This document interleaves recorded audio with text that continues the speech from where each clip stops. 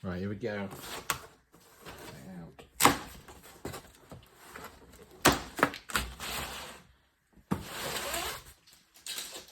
Wait for this ages, so hopefully it's not going to disappoint.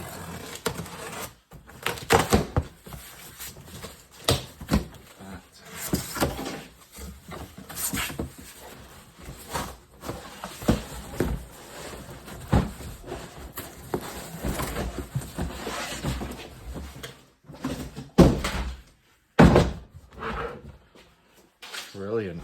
Backwards, obviously. There we go. Look at that. So I've got one can of WD-40 I can put in there. That's probably it.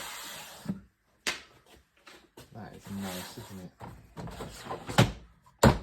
I like to keep these on. I don't know why, but I'll do it with this as well. Pop it on the wall where it belongs. It's got the 3 different sections for the pack-out wall and the lock on the side. Pull the lock, that's a slight difference. That's brilliant, really sturdy. I'll get it on the wall and show you.